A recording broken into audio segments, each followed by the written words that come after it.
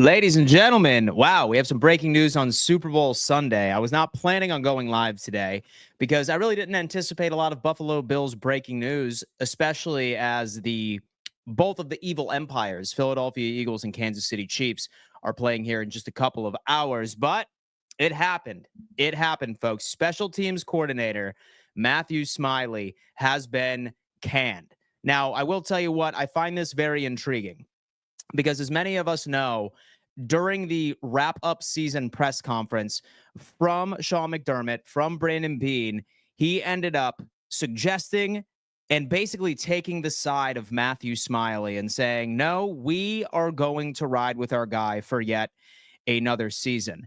And just a couple of days later, leading up to the Super Bowl, it is now apparent that our good friend Matthew Smiley is gone. Now, we have to reflect on what he brought to the table as the special teams coordinator.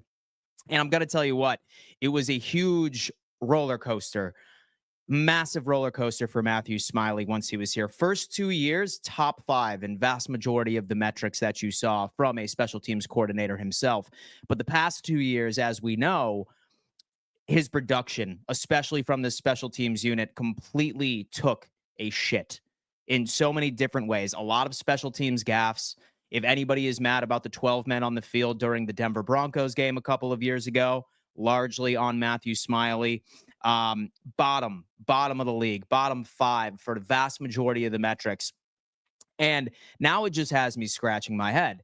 What exactly happened? What happened when Sean McDermott, during his postseason press conference, says, no, we are keeping this guy around, but then only a couple of days later, we end up getting this breaking news right over here from Tom Pelissero, as you can see. Matthew Smiley is gone. Now, guys, it's funny because when you watch football, for the most part, all we do is really just look at the production from the offense, the production from the defense, and that is exactly what makes our team a team. But special teams gaffes, special teams numbers really play a role. It starts with starting field position, for example, right? Making sure we don't shoot ourselves in the foot, giving other teams opportunities of having favorable field position. Like, we need to make plays. And a lot of us can blame the personnel, but I've never really been a part of that camp because the same special teams unit, for the most part, not a lot of turnover in that area from the time that Smiley took over until the time he was ultimately ended up canned. It wasn't a personnel issue. It was, you go from top five in the league to bottom five in the league in an absolute roller coaster of a season. It really didn't make sense to me.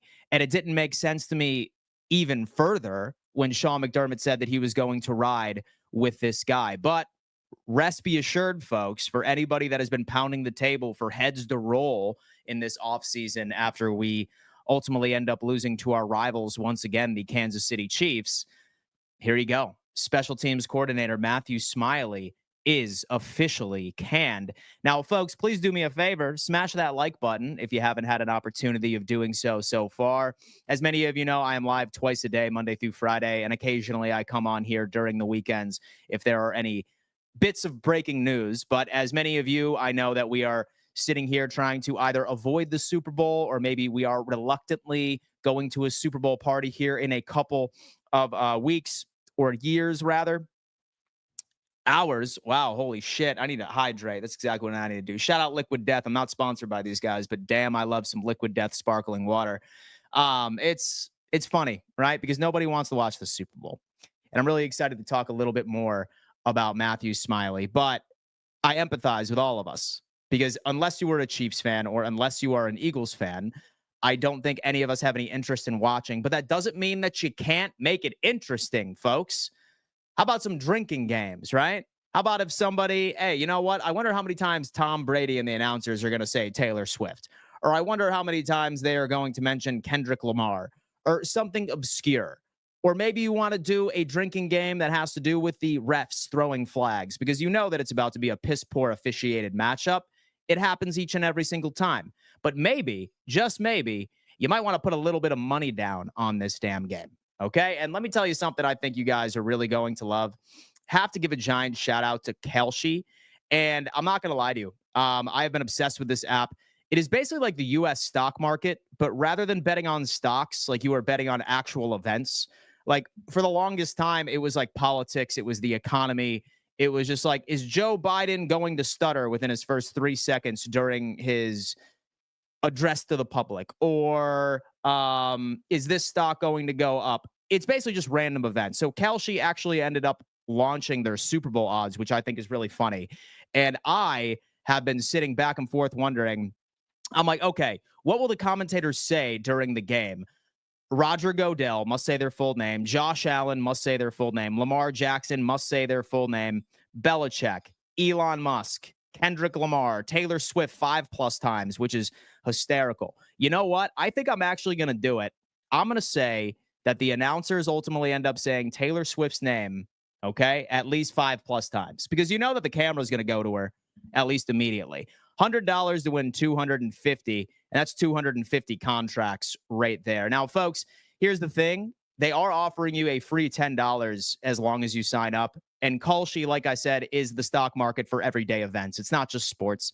So if you're trying to have some fun during the game, because I know that none of us care about the Chiefs and or the Eagles and or Super Bowl LIX, do me a favor and go on ahead and sign up. It's completely for free, and you ultimately end up getting a $10 sign-up bonus just by doing it. So link is actually pinned right at the top of this chat. And let's go on ahead and get back into business because we already know what it's all about. We have Matthew Smiley on his ass, unemployed, baby. What impact did this have on our season? Albert Pacer is coming in with a great question. So, Albert, it's funny because I would say the one unit that was consistently bad for the past 2 years had to be our special teams. I think that we could point to some of Tyler Bass's struggles at the beginning of the season, even into the end of the 2023 season. There were several big time returns on the Buffalo Bills this year, like tackling was an issue. And it was just inconsistent because this Smiley guy came in and made this Buffalo Bills squad top 5 in special teams his first 1 or 2 years. And the past 2 years, it has been bottom of the barrel. And what makes it intriguing is that Sean McDermott said during his closing press conference of the 2024 season that he was planning on retaining him, which was largely controversial, especially among Bills fans and reporters alike. But rest be assured, Smiley is done, and the Buffalo Bills will be looking for a brand new special teams coordinator. Everyone wants to watch the Super Bowl. I feel like if it was the Bills versus Commanders, that is boring. Maddox, that's coming from a Chiefs fan, so I could certainly understand that. Our special teams have been bad for the past couple of years. They have, hence why all of us were shocked when Sean McDermott decided to say, or commit rather, to Smiley after his conference. So I'm not sure if some of the higher ups, if the Pagulas, for example, shot an email over to Brandon Beane, or Brandon Beane like slept on it and he was just like, you know what, like this guy is an absolute fraud and I don't want him anywhere near our organization. I don't know, but I mean, rest be assured, he is gone. Brandon Beane needs to go all in and do whatever it takes to trade for Myles Garrett. He is a complete game wrecker on that D-line and could line up anywhere. Don't waste Josh Allen's prime. All in. I'm going to tell you what, OC Monster, you and I are on the exact same page. If people are concerned about the trade compensation or if they are concerned about the draft capital, I tell you, don't you damn worry about it for a second. All right? 2 first-round picks and a second-round pick is well worth an edge rusher that is arguably the best edge rusher in the NFL. You are getting automatic production from him once you add him to the Buffalo Bills defensive line. I am fine with not rolling the dice again on a pass rusher that we potentially get this year, and it's going to take him a couple of years for quality production, right? Myles Garrett had 14 sacks this year, right? A runner-up for the Defensive Player of the Year once again. I agree, OC, Myles would be huge. He is my number 1 target this offseason. Surely no on Luka Doncic. Probably not. Yeah, dude, listen, just go ahead and sign up. Yeah, not watching the game too. Solomon's coming in. So I'll be honest with you. I'm going to watch it. I'll probably be distracted more often than not. Like I'll probably just be over at the food table, have some buffalo chicken wing dip right now in the oven, you know, having some people over, hanging out, doing my thing. I'm still going to be hurt because obviously I want the Buffalo Bills to win, but it is still the big game. So why not? Dan, what are your thoughts on this? Are there any replacements in mind? Jared Reyes, to be completely honest with you, Jared, I am a massive advocate for the firing. I think that he's been a liability. I was shocked when Sean McDermott said that he planned on retaining him next year.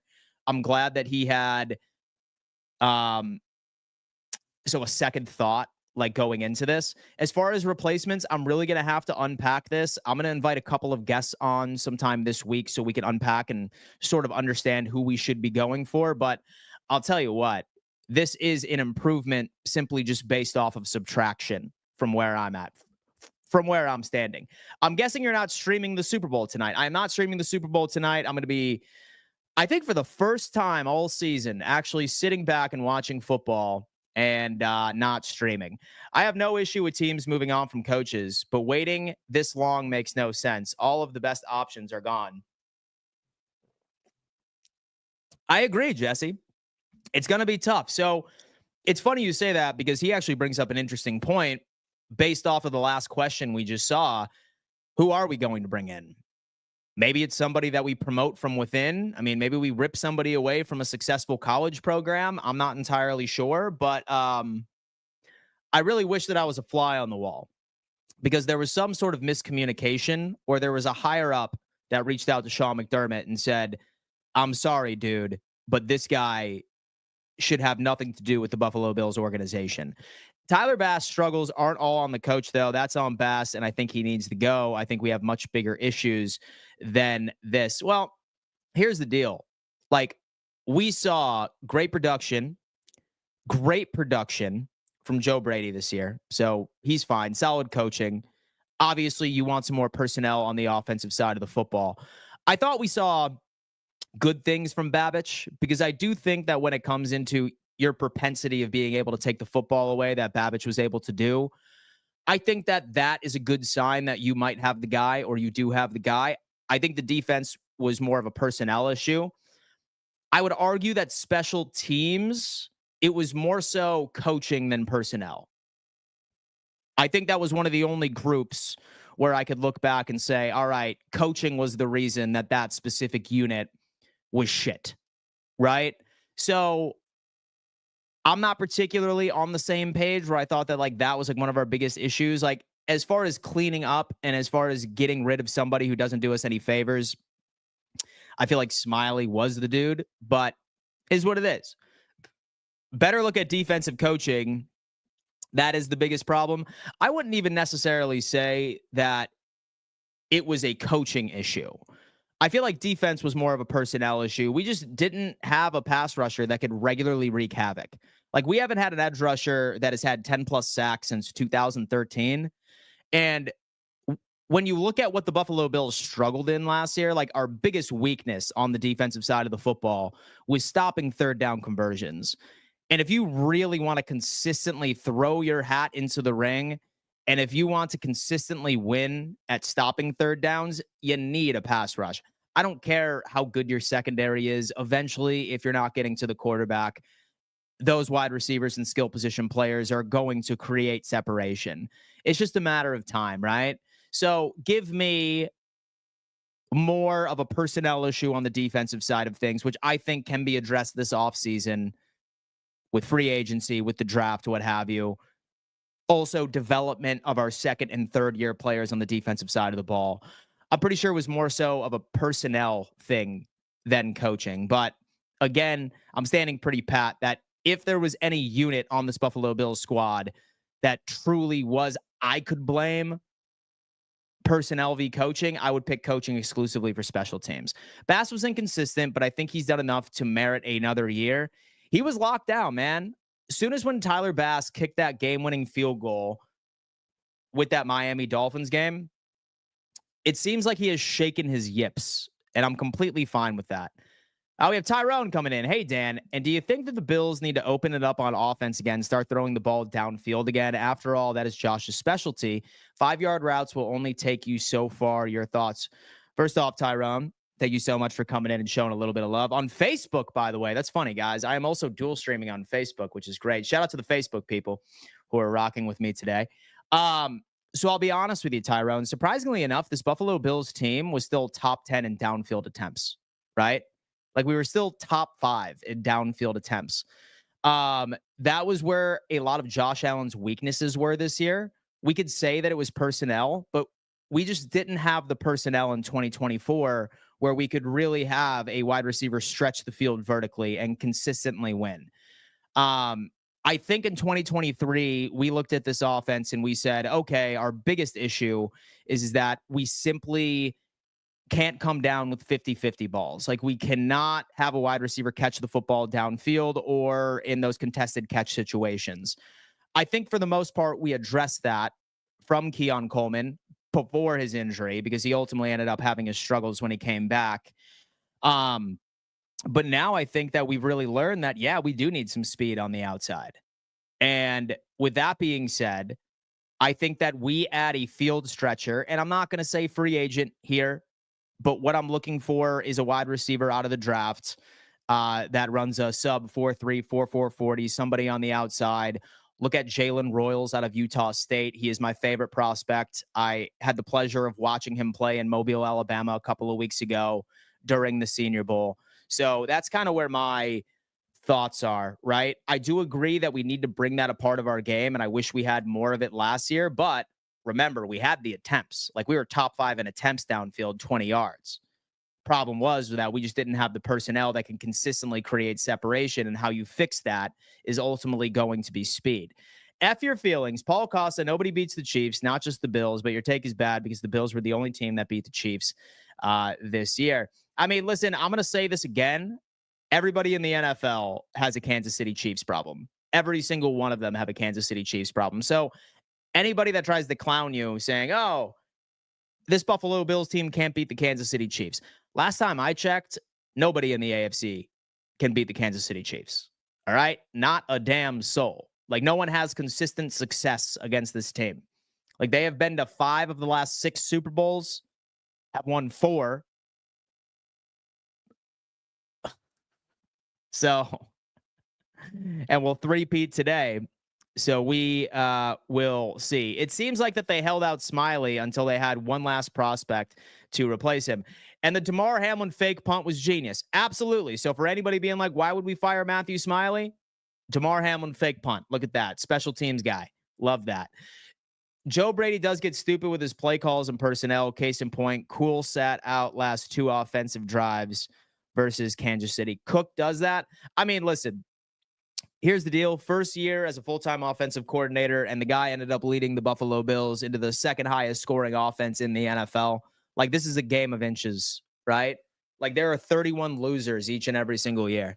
31 losers each and every single year. So I suppose we could nitpick, but what I will tell you is that Joe Brady has proven that he is the best offensive coordinator that I think this team has seen in quite some time. In fact, what I will say is I think he's coming off of the best offensive season in Buffalo Bills history. So I'm not going to sit there and I'm not going to say, oh, yeah, he has an issue, blah, blah, blah. Like, yeah, like maybe a couple of things here and there. But for the most part, it's hard to criticize a guy that literally has had his first season as a full offensive coordinator, full year, and has led us to the most productive Buffalo Bills offense ever. And that is including the 90s runs. So that's kind of where my thoughts are. Even if the Bills keep Bass, I think they should have a flyer on someone else for the preseason at least. I mean, listen, I'm fine with bringing in competition. We'll see. Yes, third down was such a mess this season, and how you fix third down is a quality pass rush. Hence why I'm continuing to go out and say, pound the table, F them picks, and bring in Myles Garrett. Precisely where I'm at. The Dragon Chaser, our defense has been failing, Josh, in the playoffs since he started playing with them. McDermott in his defensive-minded head coach. So I think there's a couple of seasons so there were a couple of conclusions of seasons where I would put a lot of the blame on McDermott. But this year I wouldn't put anything on McDermott, to be completely honest with you. Right? So it was a hard-fought game, and we schemed as best as we possibly could with the personnel that we had. Let's remember this, folks. We had a defense go out there this year that was not very good, but it was masked with our ability of taking the football away. If we didn't have the ability of taking the football away, which we are normally top 5, top 10, then this would have been a hell of a lot worse. we just didn't have the personnel, right? Like we didn't have the pass rush to get to the QB, and we were just like handcuffed a little bit from personnel standpoint since we were screwed a little bit when it came into the contract side of things. Again, I do want to remind everybody, this league has 31 losers each and every single year. 31 of them. So I think it's probably smart, like, not to make a jerk decision or a knee jerk decision and just be like, no. Like me personally, I do think McDermott's the guy, but all we need is to throw a couple of cherries on top with some personnel. Like we are literally a pass rusher and a field stretcher away. I would even argue this. If we rolled out the exact same offense that we did last year and we just added a Myles Garrett like right to this squad and like we just did that portion of our defense, I'd be fine with that. Like, I would be fine with that. I think that we would be able to get it done. Paul Costa, Superman Allen had the ball with an opportunity to win the game against Kansas City, and he made an incredible throw, and it just wasn't caught. So he made an incredible throw, and it just wasn't caught. It's a game of inches, bro. If Kincaid catches that ball, how much of this happens? Should fire Kincaid? I wouldn't fire Kincaid, right? Here's the thing. You look, and yes, we have an MVP quarterback, ladies and gentlemen. That's good. We have Josh Allen, MVP QB, well-deserved. But that doesn't mean that there were things of his game or things a part of his game that I do not think that need to be improved over the offseason. If you look at Josh Allen's off-target throws, right? Meaning that they weren't catchable, right? And you look at all the players that we had on this team that we were just like, what the hell is he doing on this roster? Why the hell did we waste a roster spot on this guy? Number one is Dalton Kincaid. He was getting a lot of shit this year. And then ultimately we had Curtis Samuel, who got a lot of shit this year, being like, why the hell was he not on this team, right? Or why is he on this team? Because he's not doing anything. Did you know that the vast majority of Josh Allen's off-target throws this year were to Dalton Kincaid and Curtis Samuel? Only 69% of the throws that Josh Allen gave to Dalton Kincaid this year were actual catchable passes, right? And I think it was about 71% over to Curtis Samuel. However, when you look at our stars within, so this offense, Shakir's, I think, throws are like 85% catchable, right?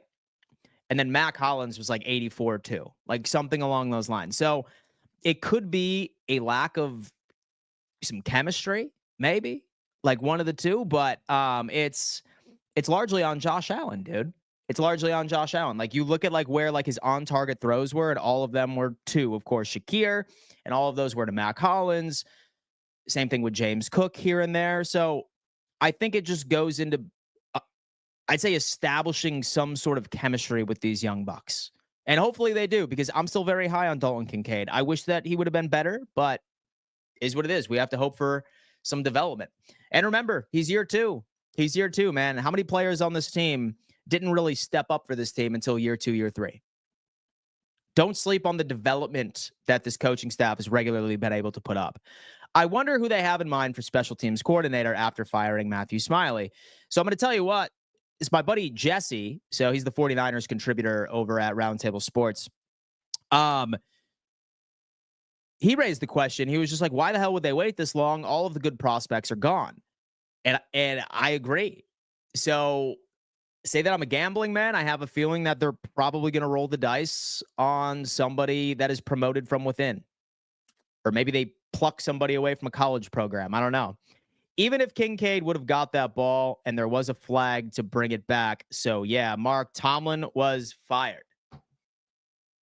Hold on. That's ain't no way. Hey, listen, no fake news up in here, folks. No fake news. We're not allowed to have fake news up in here. Hold on. I'm double checking and seeing what's up.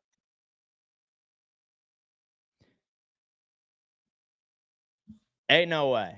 Mike Tomlin fired. Let me see.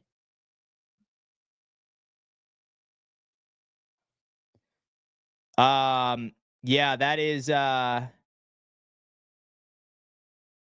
is fake news.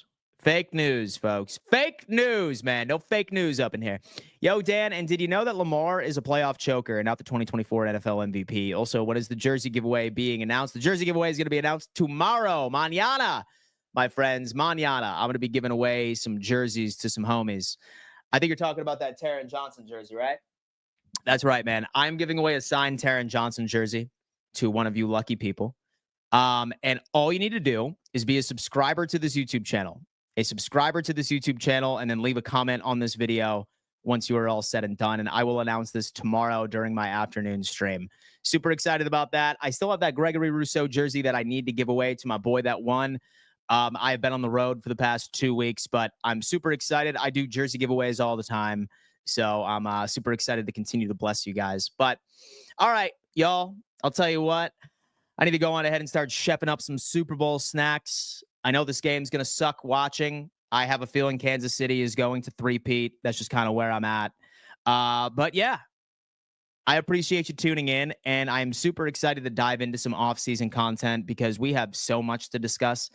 I do want to remind everybody, all right, if you are dreading this game, which I know that you are likely going to, I highly, highly recommend that you just go on ahead and you check out Kelshi. Like I said, it is the stock market for events, folks. All right. Random events. You get to bet on random ass events, including the Super Bowl this evening. Okay. Obviously, you can pick the winner of the game, but you could also pick really funny things. Like what will the commentator say during the big game? Like one of the two, right? Like Luca, right? Like I don't think Luca is going to be mentioned. So we'll say no. We'll go ahead and throw a 100 spot right in there. Or if you think Luca will be mentioned, $100 right there would win you 313, right? Absolutely insane. $10 sign up bonus for you guys. And you can see all the other options that we have over here. But shout out to Kelshi for sponsoring this Super Bowl weekend for me.